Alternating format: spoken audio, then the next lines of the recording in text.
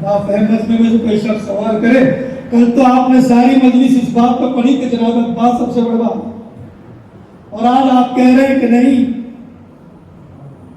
इमाम हुसैन अलैहिस्सलाम और फिर इमाम के बाद सैयद सज्जाद।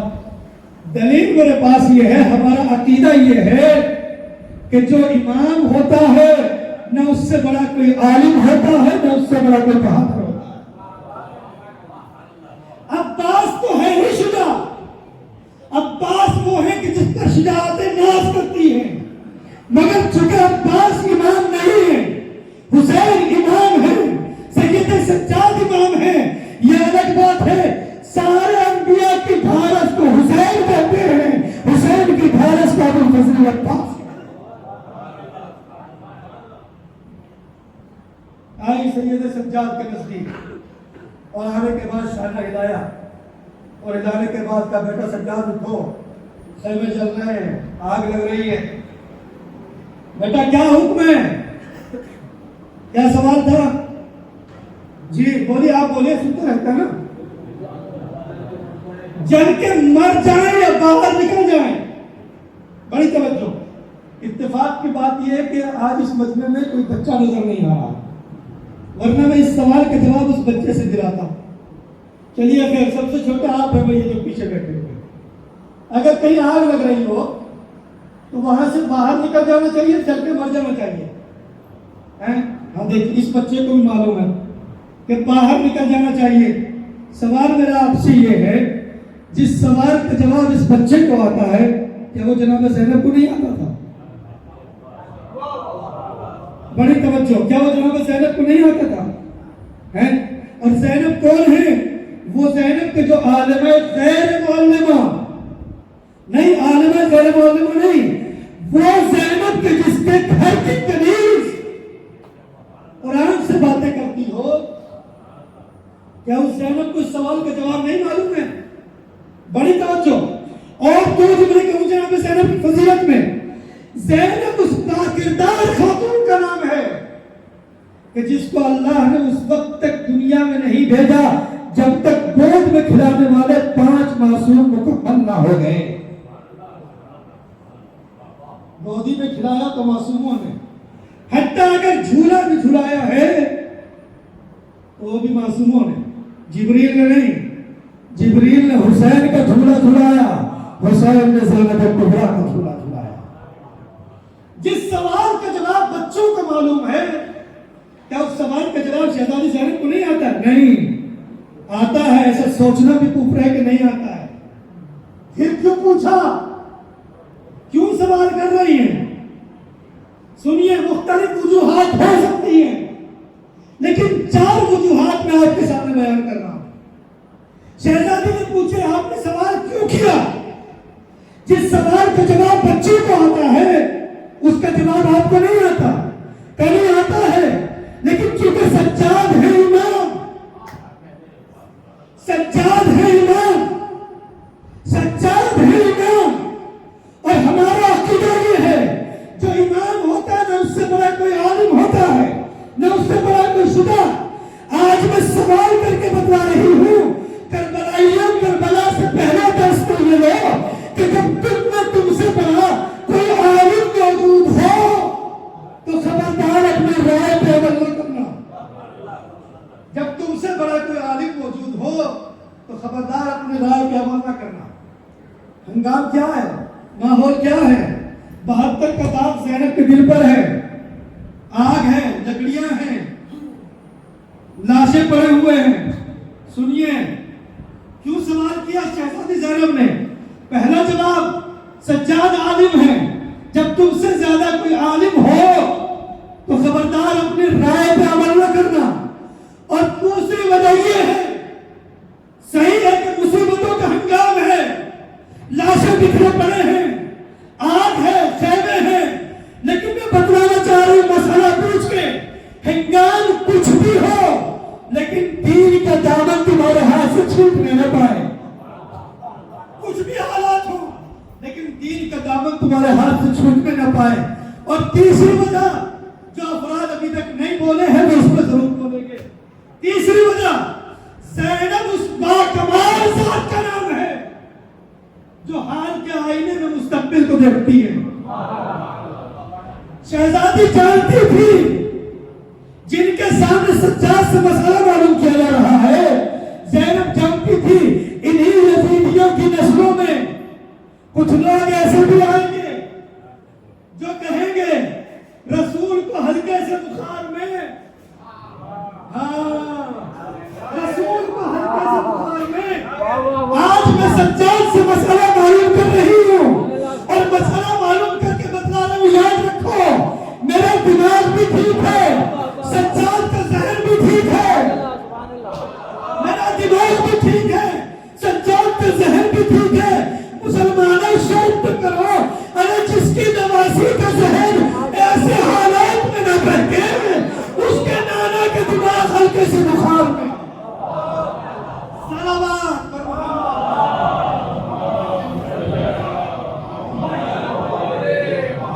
हालात में काम करना बंद न करे, उसके नाना का जहन हल्के से बुखार में।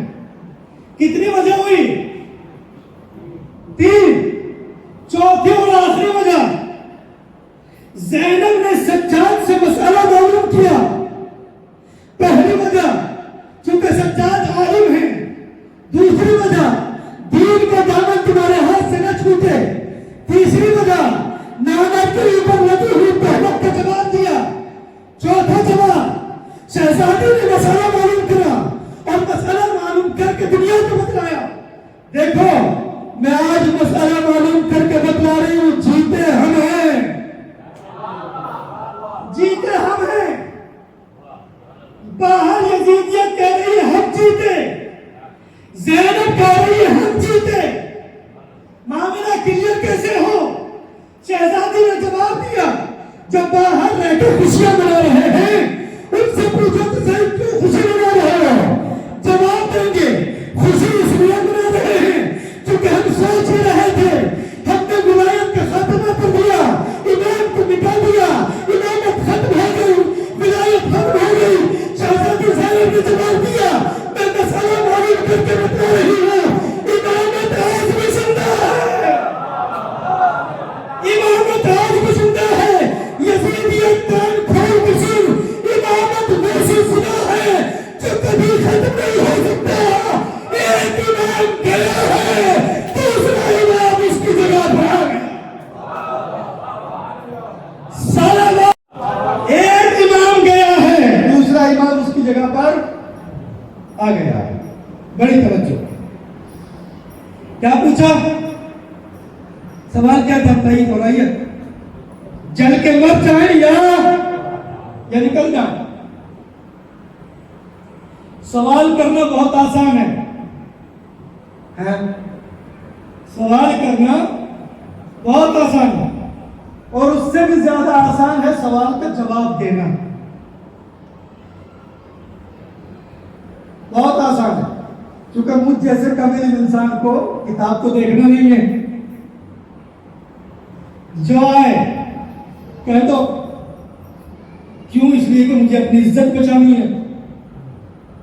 अगर मैं ये कह दूंगा ला अदरी, मुझे नहीं आता, किताब देख के बताऊंगा, तो लोग ये समझेंगे इतना बड़ा मामा सर पर रखे हुए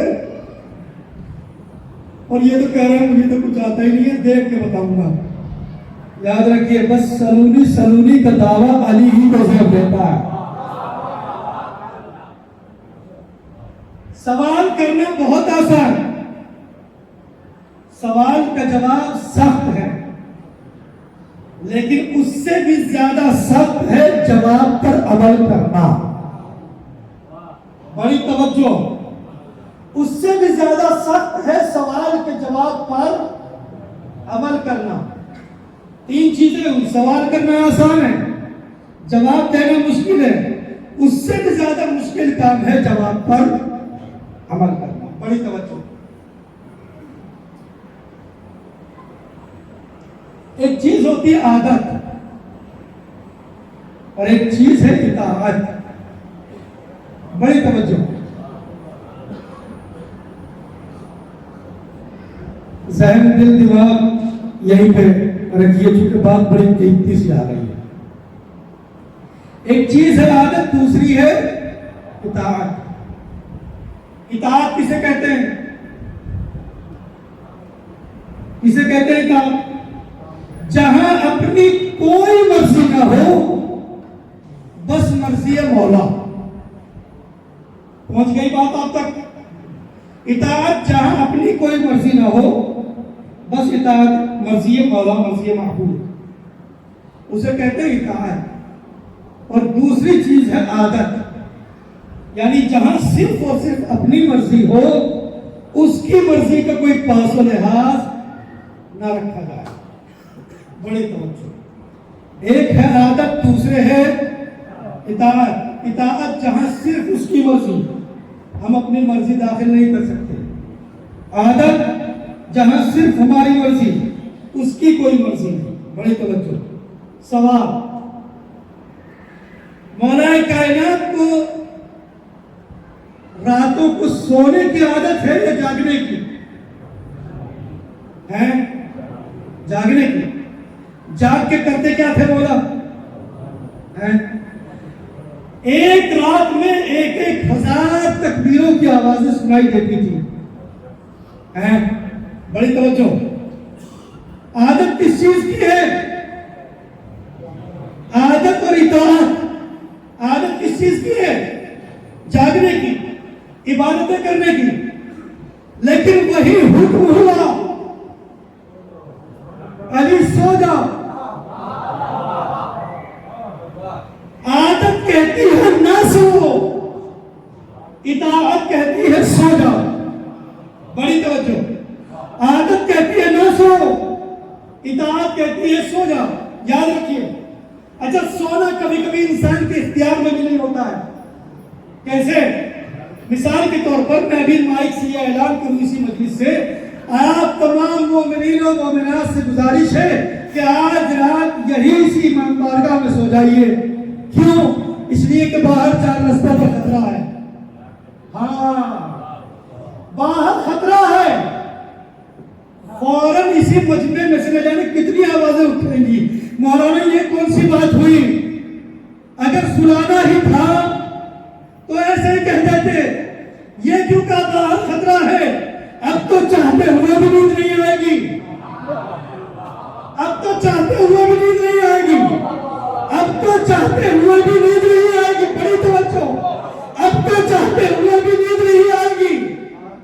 आदत कहती है ना सो, खतरा अली से कहता है ना सो। फिर सुनिए, आदत भी कहती है ना सो, खतरा भी कहता है ना सो, मगर इताअत कहती है सो जाओ। जुमला सुनिए, जहां इंसान अपनी आदत को इताअत पर कुर्बान कर देता है, तब जाके उसका सोना इबादत कहलाता है।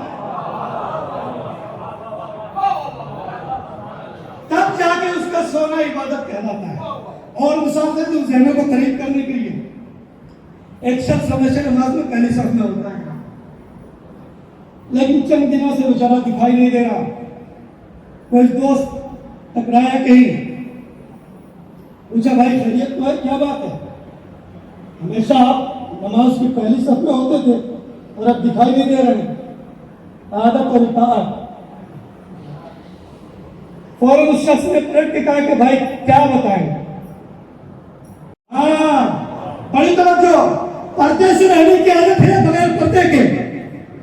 पर्दे से आदत है, पर्दे से रहने के आदत है, पर्दे से रहने की।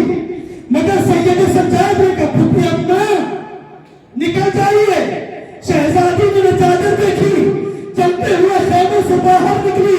ज़ैनब ने आवाज दी, करबला, करबलाइयों को आदत पर रहना नहीं सिखाती है, इताअत ईमान सिखाती है।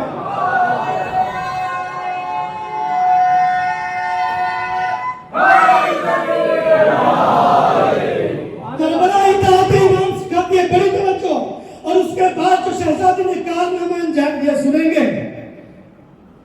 और उसके बाद जब ये जुमला पढ़ूंगा तो कैमरामैन भाई से गुजारिश है कि कैमरा मजमे की तरफ घुमाइएगा, ताकि पता चले कि इस मजमे में से किस किस का हाथ उठाया सुनने। बड़ी तवज्जो। उसके बाद शहजादी ने कमाल क्या किया? शहजादी तन्हा नहीं निकली, बल्कि सज्जाद को लेकर निकली।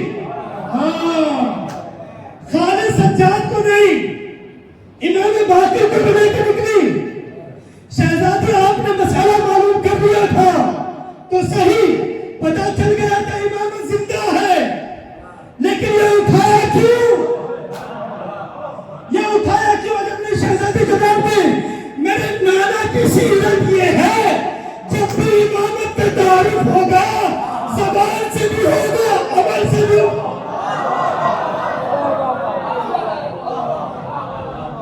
मेरे नाना की सीरत ये है, जब भी इमाम का तारीफ होगा, ज़बान से भी होगा, अमल से भी होगा। अगर गदीर के मैदान में मेरा नाना सिर्फ मनतुमतों का ऐलान करके खामोश हो जाता तो ज़ैनब भी मसला पूछ के खामोश हो जाती, मगर मेरे नाना ने मेरे बाबा को उठाया, आज ज़ैनब ने सज्जाद को उठाया।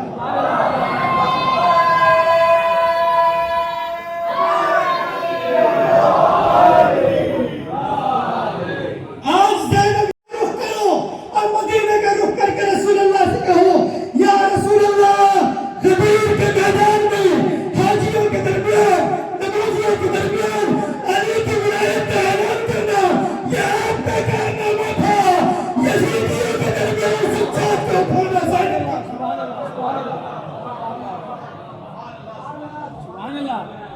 सलावत व मोहम्मद।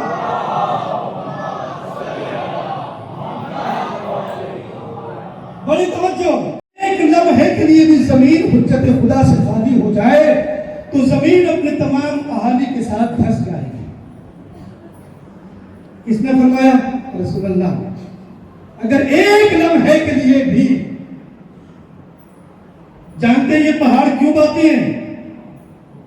हाँ, ये पहाड़ों का वजूद क्यों दिखाई दे रहा, जमीन का वजूद क्यों बाकी है, आसमान क्यों बाकी है, चरण परंत इंसान जानवर क्यों बाकी है?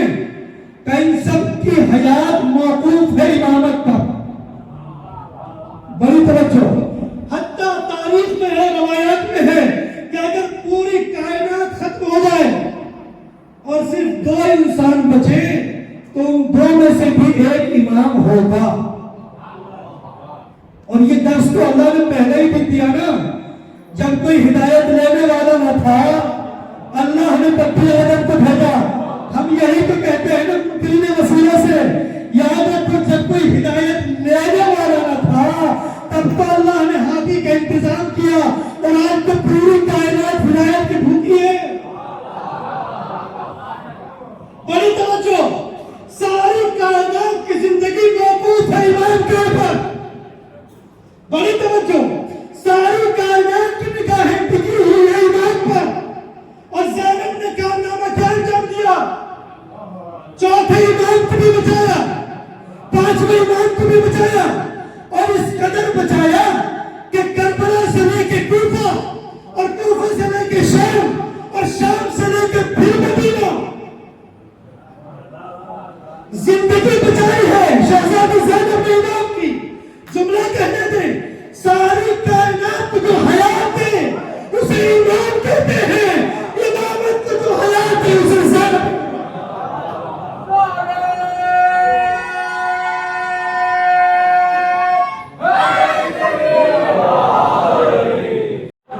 जो इमाम को हयात है उसे ज़ैनब कहा जाता है। बड़ी तवज्जो, यहां से दो तारीखें चली, दो किरदार चले, एक गदीरी किरदार, दूसरा सकीफाई किरदार। दोनों में फर्क क्या है? बस दोनों में फर्क इतना सा है, सकीफा का इमाम था, गदीर का इमाम है। सकीफा का इमाम था, गदीर का इमाम है। बड़े बड़े किताबें लिखने वाले शहजादी के बारे में कलम चलाने से पहले एक ही जुमला कहते हुए नजर आते हैं, इस पे कलम में मजाल है कि जो ज़ैनब की अज़मतों को बयान कर सके, लेकिन फिर भी इम्कान भर फजाइल पहुंचाते हैं।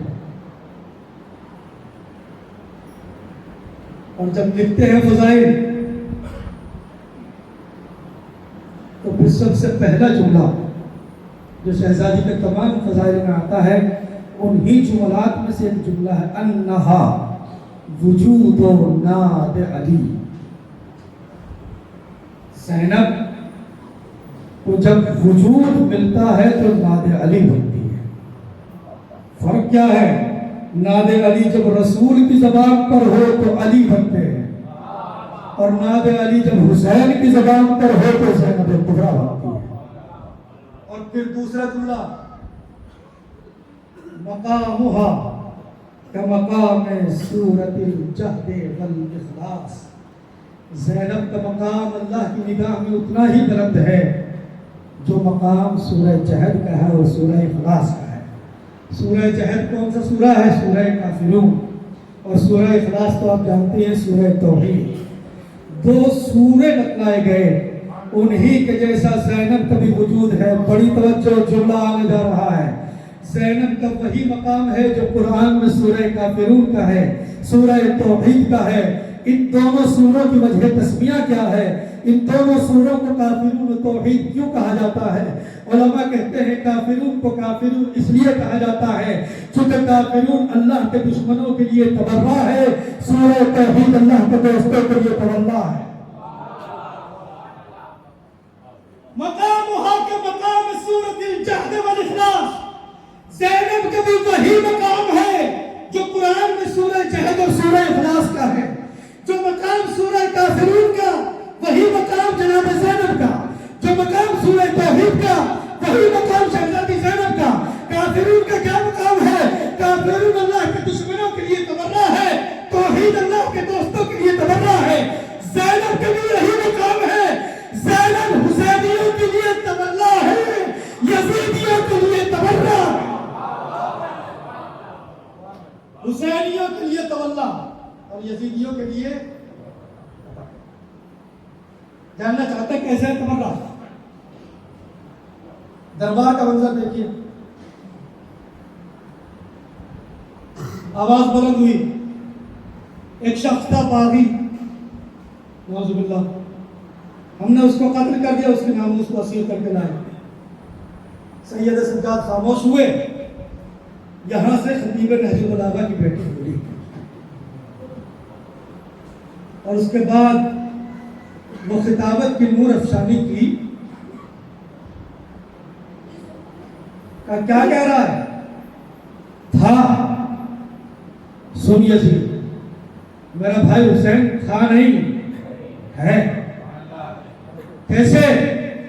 याद रख, मेरी आंखें देख रही हैं कि दुनिया में तेरा नाम तक लेने वाला कोई ना होगा, लेकिन मेरे भाई का जिक्र हर जगह होगा। तेरा नाम लेवा कोई नहीं होगा, मेरे भाई का जिक्र हर जगह होगा। और शायद शहजादी ने दूसरा जुमला कहा हो, याद रख, इतने लोग तेरे नाम पर जीने को तैयार नहीं होंगे जितने मेरे भाई के नाम पर मरने को तैयार होंगे। जानना चाहते हो ज़ैनब किस जात का नाम है? मैंने अर्ज किया ना कि अल्लाह ने ज़ैनब को उस वक्त तक दुनिया में नहीं भेजा जब तक 5 मासूम मुकम्मल नहीं हो गए। जानना चाहते हो ना? इस रुख से भी समझो शहजादी ज़ैनब को। नाना अंबिया का सरदार, बाबा वलियों का सरदार, माँ जन्नत की औरतों की सरदार, भाई जवानाने जन्नत के सरदार। सरदारियां चारों तरफ है। नाना अंबिया के सरदार, बाबा वलियों के सरदार, माँ जन्नत की औरतों की सरदार, भाई जवानाने जन्नत की सरदार। ज़ैनब का ताल्लुक सरदारों के खानदान से था। ज़ैनब का ताल्लुक सरदारों के खानदान से था, इसीलिए ज़ैनब कभी फकीर ज़ादों की समझ में नहीं आ सकती है। सरदारों के खानदान से ताल्लुक था, इसीलिए फकीर ज़ादों की समझ में नहीं आ सकती है। और फिर ये तमाम फजाइल लिखते हुए एक जुमला और शहजादी के लिए मिलता है। ज़ैनब उस बाज़मत खातून का नाम है जिसको 5 मासूमों के साए में रही है। 5 मासूमों के साए में रही, 2 मासूमों को अपने साए में रखा। पीछे वाला सवाल पढ़िए पहले।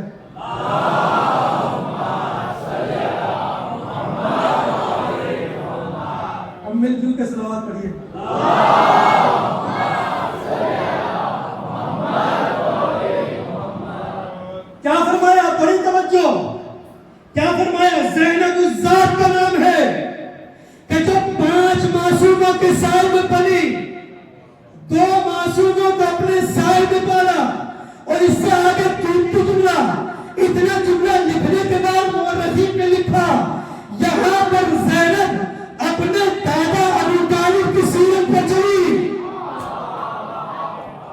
यहाँ पर जनाब ज़ैनब अपने दादा अबू तालिब की सीरत पर चली। 5 मासूमों के साए में पली। कौन?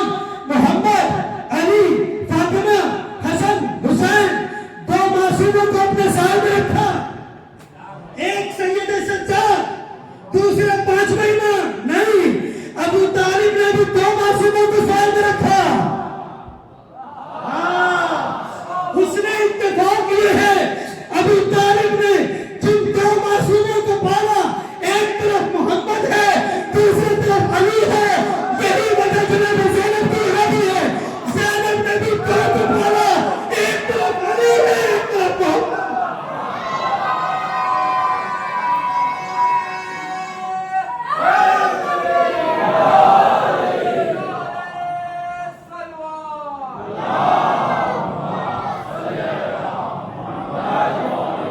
और जब बात यहां तक आ जाती है ना कि अबू तालिब ने 2 बच्चों को पाला है, एक को सरदार अंबिया बनाया, एक को सरदार औलिया बनाया। ये तो कोई कमाल नहीं है। अली के सारे फजाइल नबी की वजह से, तो नबी को भी तो तलाश करो ना, नबी का फजाइल किसकी वजह से? अगर अली के सारे फजाइल इस वजह से हैं कि अली नबी की दौर में पले, तो नबी के भी सारे फजाइल इसी वजह से हैं कि नबी अबू तालिब की आगोश में पले। बड़ी तवज्जो, क्या कहा? यहां पर जनाब ज़ैनब अपने दादा हैं अबू तालिब के किरदार पर चले। बड़ी तवज्जो।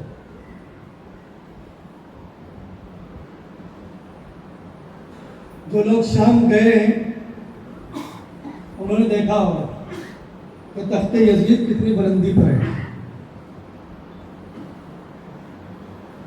बहुत बुलंदी पर।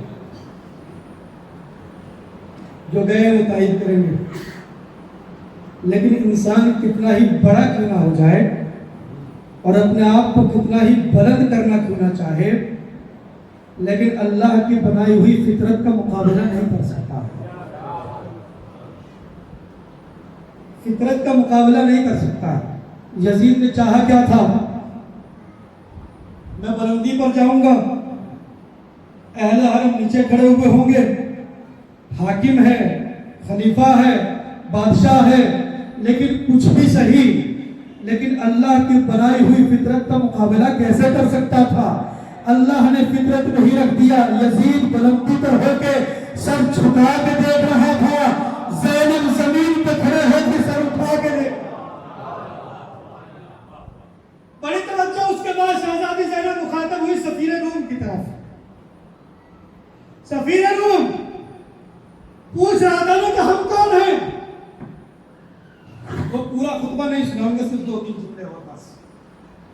पूछ रहा था ना इससे, ये जो तख्त पर चढ़ा हुआ बैठा है, इससे पूछ रहा था ना हम कौन हैं?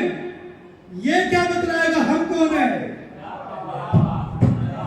मैं बतलाऊंगी हम कौन हैं, और खाली ये नहीं बतलाऊंगी हम कौन हैं, ये भी बतलाऊंगी ये कौन है। खाली ये नहीं बतलाऊंगी हम कौन हैं, बल्कि ये भी बतलाऊंगी ये जो तख्त पर चढ़ा हुआ बैठा है ये कौन है। बस इतना कहने के बाद शहजादी ने सफीर रूम से कहा, सफीर रूम सल बिन हाजा, पूछ इससे। क्या पूछ? कुरान में 2 शजरे हैं, एक शजरा तैयबा, दूसरा शजरा खबीसा। एक तैयबा ताहिर शजरा, दूसरा नजस शजरा। एक पाको पाकीज़ा शजरा, दूसरा नापाक खानदान। पूछ इससे तैयबा ताहिर शजरे का वारिस कौन है? नापाक खानदान का वारिस कौन है? फुबी की ज़बान मुबारक से जुमले निकले, सज्जाद का सर उठना शुरू हुआ, यजीद उसका सर झुकना शुरू हुआ। ज़ैनब ने मुस्कुरा के कहा, सफीर रूम, याद रख, जिसका सर शर्म से झुक रहा है तो खबीसा का वारिस है, जिसका सर उठ रहा है वो तैयबा।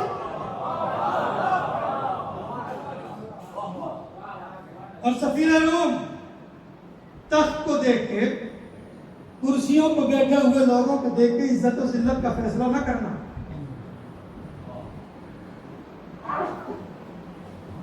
इज्जत और जिल्लत का फैसला ना करना। का क्यों? तो याद रखो, हम उन माओं की औलाद हैं। हाँ, हम उन माओं की औलाद हैं जिन माओं के बदन के लिबास भी उनके बदनों को नहीं पहचानते। ये जो तख्त पर चढ़े हुए बैठे हैं, इज्जतदार समझ रहे हैं, ये ऐसी माओं की औलाद हैं कि जिनकी माएं भी उनके बापों के नाम नहीं जानते। दरबार से दरबार मिलाइए, लहजे से लहजा मिलाइए, अंदाज से अंदाज मिलाइए, खिताबत से खिताबत मिलाइए, जुमले से जुमला मिलाइए। शहजादी ने क्या कहा? ये ऐसी माँ की औलाद है जिनकी माएं भी बापों के नाम नहीं जानते। यही जुमला तो सैयद सज्जाद से भी कहा गया था ना, जब दरबार में पेशी हुई, ये कौन? ये हुसैन का बेटा अली, ये हुसैन का बेटा अली। कितने अली? जिसको तीर लगा वो भी अली, जिसको नेजा लगा वो भी अली। सैयद सज्जाद ने मुस्कुरा के कहा था, क्या समझता है अगर मेरे बाबा हुसैन को अल्लाह 100 बेटे भी देता तो हुसैन सबका नाम अली रखते। और अगर तुझे भी अपने बाप का नाम याद है तो जानू भी अपने बेटे का नाम अपने बाप का।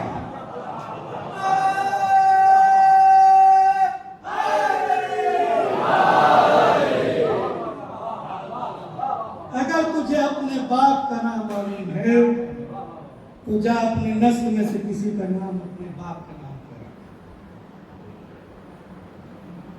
बस अजीजों,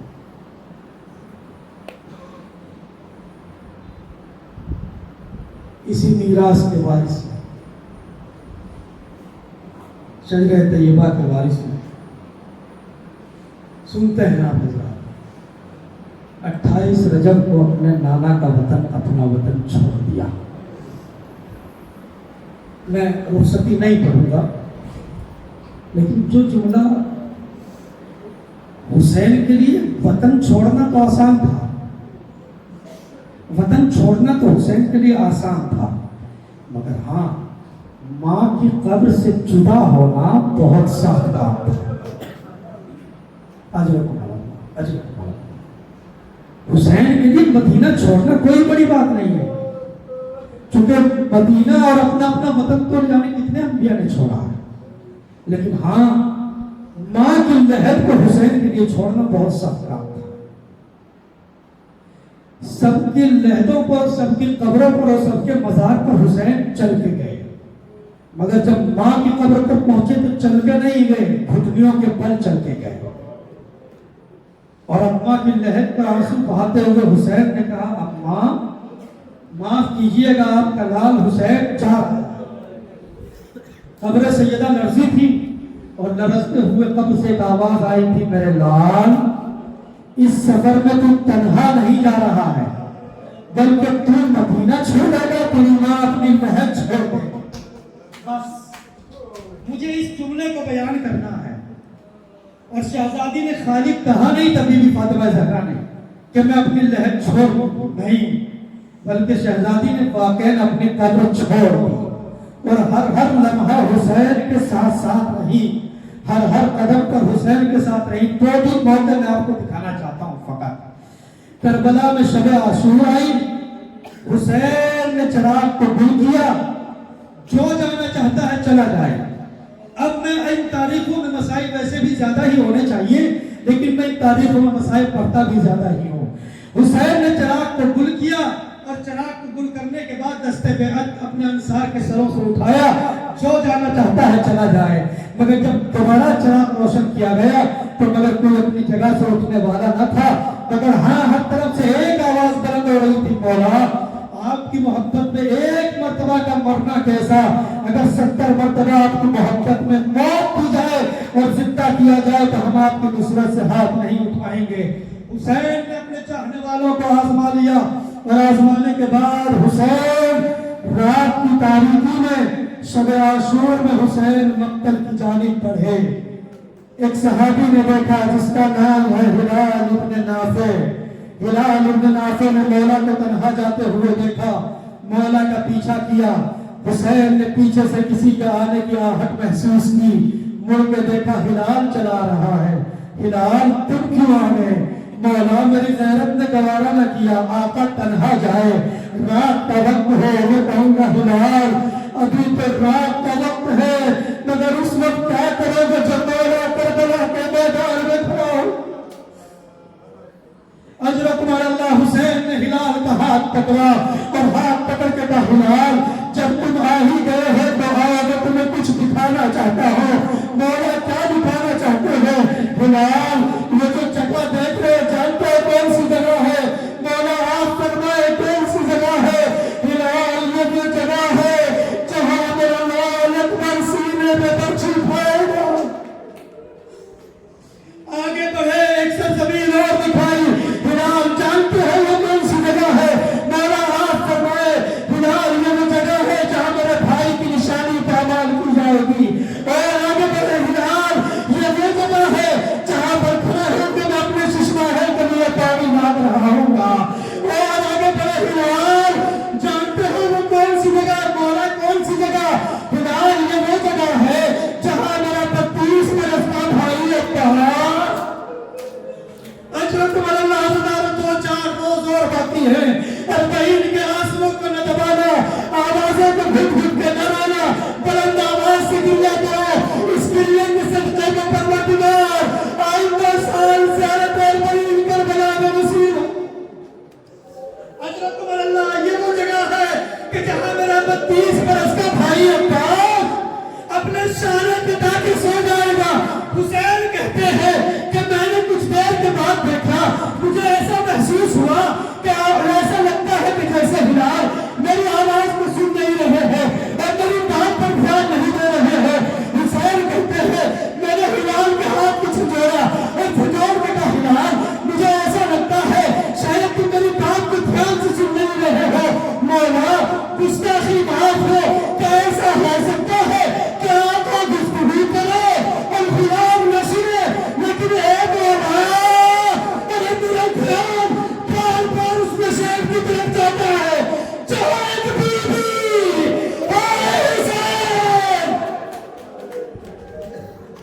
हाँ हुसैन वो हुसैन कहते रह रही है हिलाल अरे तूने नहीं पहचाना, वो कोई और नहीं मेरी माँ फातिमा। हिलाल अरे जब से मैंने मदीना छोड़ा मेरी माँ ने अपनी लहर छोड़ दी। ये शब आशूर का मंजर और रोजा आशूर का वो मंजर जब हुसैन जीन से जमीन पर आए आवाज दी आजा मेरे लाल हुसैन। मैंने तेरा मक्तल अपने बालों से साफ कर दिया। अजरत अल्लाह नौजवानों अहले हरम जिंदान में पहुंच गए। कैसे जिंदान है? रात में ओस पड़ती है, दिन में धूप मिलती है। अल्लाह अकबर। मगर हाँ शेख कासिम अपनी किताब में लिखते हैं कि जब 1 साल तक अहले हरम जिंदान में रहे, सोचिएगा आज़ादारों हर बात पे सुन के आंसू नहीं बहाए जाते, बल्कि कुछ बातें ऐसी होती है जिनमें तसव्वुर शब्द होता है और सोच का आंसू बहाया जाता है। सोचिएगा अगर चुगला महसूस हो तो आंसुओं को नहीं उठेगा। शेख कासिम लिखते हैं कि 1 साल तक अहले हरम जिंदान में रहे, दिन में धूप गिरती थी, रात में आइस पड़ती थी। शेख कासिम लिखते हैं कि अगर कोई 1 साल तक खुले में रहे तो उसके बगल की खाल जगह जगह से फटने लगती। अजरत अल्लाह शेख कासिम लिखते हैं कि 1 साल तक अहले हरम जिंदान में रहे, दिन में धूप रात की ओस। यही वजह थी इन मुखद्दर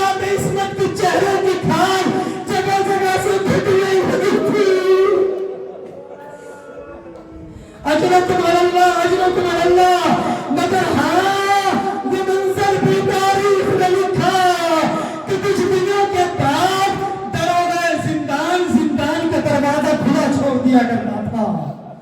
क्या समझते हैं आप? 1 साल के बाद अहले हरम को रिहाई मिली। यजीद को कोई तरस आ गया था, कोई रहम आ गया था? नहीं, न कोई तरस आया था, न कोई रहम आया था, बल्कि दरवाजा जिंदान का दरवाजा भी खुला छोड़ दिया करता था। जानते हैं क्यों? या तो ये इसलिए ताकि बच्चे बाहर की हवा देख सके, या फिर इसलिए कि इस दरवाजा जिंदान को 1 साल में ये अंदाजा हो गया था ये वो कैदी नहीं है जिनके लिए दरवाजा बंद किया जाए, ये वो कैदी नहीं है जिनके लिए दरवाजा बंद करने की जरूरत है। मगर हाँ, अब दरवाजा जिंदान सज्जाद पर सख्तियां भी नहीं करता, सज्जाद को साल में भी देखने देता है। जानते हो क्यों? पहले जब सज्जाद रोया करते थे और हाथों पर लोहा दबता था तो सज्जाद दीवार के साए में बैठ जाया करते थे, दरवाजा जिंदान पहले मार के उठाता था। मगर हाँ, यही दरवाजा जिंदान है जो सज्जाद पर सख्तियां नहीं करता। मगर दरवाजा जिंदान एक दिन सैयद सज्जाद के नजदीक आया और आने के बाद कहने लगा, सुनो हमारे क़यामत की रिवायत में दरवाजा जिंदान आके कहता है, सैयद सज्जाद मुझे तुमसे एक शिकायत है। सुनो ज़रा सुनो, ठहर के आंसू बहाओ, मुझे तुमसे एक शिकायत है। सैयद सज्जाद ने हाथों में जकड़े हुए हाथों को उठाया और उठाने के बाद कहा, ए दरवाजा जिंदान, शिकायत और हमसे कौन सी शिकायत है? सैयद सज्जाद, न जाने बाप का कौन सा पिछला पहर होता है, एक बीवी इन बीवियों में से बाहर जाती है और जाने के बाद पुश्ते जिंदान पे हाय हुसैन कहते रहती है। सैयद सज्जाद ने कसम खाई, दरवाजा जिंदान में कसम खाता हूँ, इन बीवियों में से कोई बीवी बाहर नहीं जाती। मगर जब तू कह रहा है, मैं पहले अपनी फूफी से मालूम कर लूँ, आया फूफी की खिदमत में, फूफी अम्मा, दरवाजा जिंदान कहता हमसे एक शिकायत है। बेटा कौन सी शिकायत तो हमसे कौन सी शिकायत? फूफी अम्मा, दरवाजा जिंदान कहता है सैदानियों में से कोई सैदानी पुश्ते जिंदान पे जाके दादा का नाम लेकर आती है। ज़ैनब ने कहा, बेटा मैं कसम खा के कह सकती हूँ कोई बीवी बाहर नहीं जाती, लेकिन जब दरवाजा जिंदान कह रहा है तो उससे जाके कहना मेरी फूफी ने कहा है जब वो बीवी दोबारा आए तो हमें बाखबर कर दे। बीवी दोबारा आई, दरवाजा जिंदान उठा, सज्जाद उठा, फिर वो बीवी आ गई। अजब की मल्ला दो जुमले मशहूर है, सज्जाद उठे, वो बीवी फिर आ गई।